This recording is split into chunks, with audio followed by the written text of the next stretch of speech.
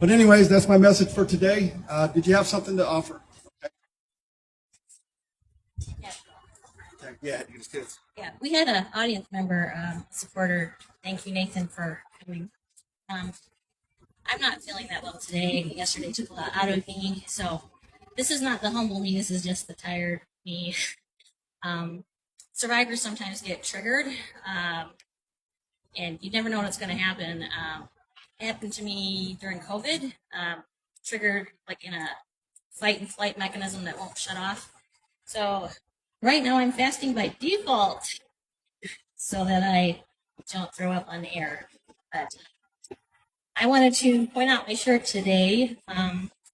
Not just Latter-day Saints and ex-Mormons are concerned about protecting children, but people of all faiths and people that have left faiths. This hashtag on the top, all religions must, it's from our supporter Jonas Skogstrol. He recently changed his last name. I hope I did that well. He's called Goat-like Personality on YouTube, and it was over issues of conscience in a lot of ways that his faith was hurt. I'm not going to tell all of his story, but I will say that his wife had MS, and the elders in his congregation kept insisting that she proselyte. His story is there to be listened to if you want to find it.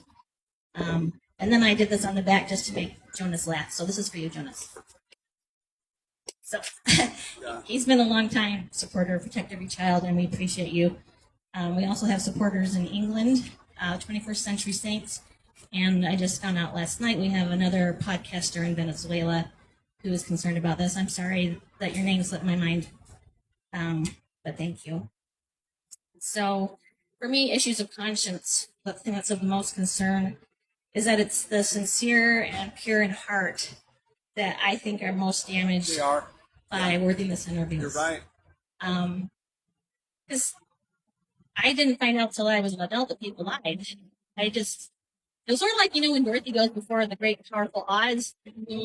That's kind of how I looked at worthiness interviews. You could see to your very soul, this gift of discernment, I believed in it. I'm a bishop's daughter and was raised in the culture.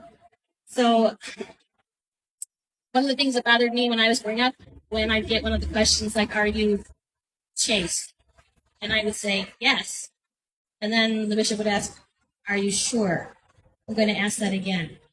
Are you chaste? What does that do to a kid that knows that they just answered honestly, and this man with the gift of discernment is asking you to answer him again? Having come from a home where we were abused like this, sometimes the only answer that you were able to give was the one that they wanted to hear. This can be incredibly damaging to the faith of children. And as I mentioned yesterday, I was a primary presidency member for over 22 years. I love kids, and apparently the leadership thought so too. And some things that I noticed in my 2 decades of working with parents and children was that in training children about how to live the gospel, such as in issues of paying tithing, fasting, when to start, and for how long, the work ethic in a family, please be careful. Please be careful of your children's autonomy and right to choice, because I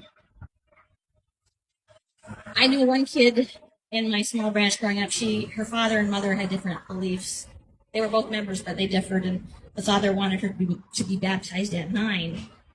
And the garbage that she got from all the adults because she didn't want to be baptized at 8.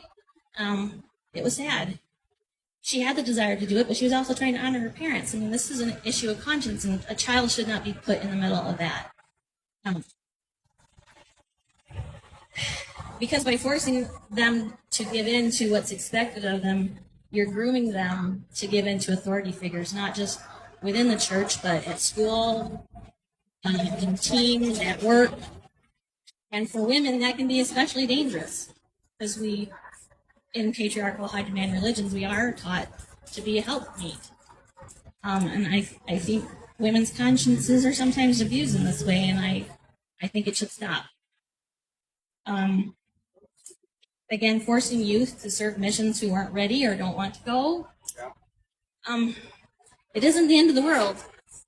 I know it might seem like it to what your friends think, but I've seen my family split up over issues of conscience.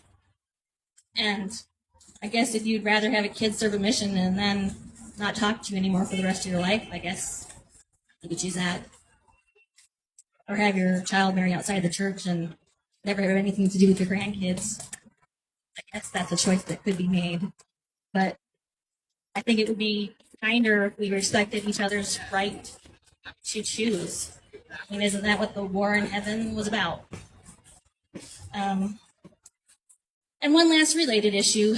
This isn't necessarily about children, but it's similar to what's taught. I'm learning a lot from TikTok from other people who are leaving religions. Among ex-evangelicals, I've learned that there's an umbrella system. There's the woman who's an umbrella, and then the father who's an umbrella, and then the church leader. And the Latter-day Saint Church is kind of like that, but I always visualized it more as a bullseye. Like there's my personal revelation, and then the church leaders, and it goes up so that the prophet is on the outside of the bullseye.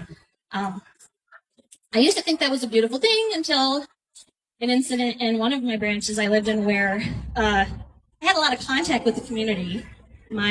Some of my family members worked in like it was a really, really, really small town, so that the one single grocery store was where the watering hole was, where you learned a lot of things, where you heard a lot of things. And I learned that there were all kinds of crazy rumors going around about our branch, about Halloween parties, especially the one that was held every year, and the stories were wild.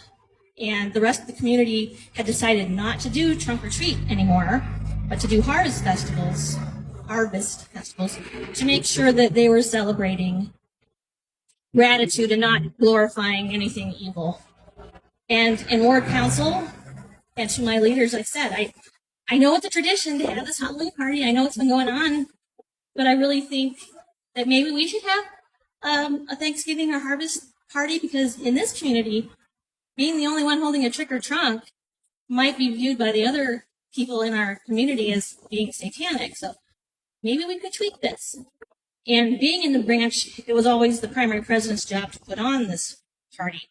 And so I said, I'm willing. I got all kinds of ideas for decorations. I'm still willing to do this party, but could we just move it so it's not Halloween? I was released for it. I was told that I was insubordinate. You will do this party. Please respect the sister's right to revelation. I don't know what's happened in that community and what's being said anymore, but I was actually trying to help the church. Judgment call of the leaders, I know, but my release was immediate. And I've never heard of being released for insubordination, but I guess if that's the kind of troublemaker I am for trying to make the church better, that's why I'm standing here. It's been an interesting week. Finding out what Noah must have felt like, Benedict. Anyway, I'll shut up because I don't feel well. But thanks for listening, and I'll hand it back to Brian. You know what, President?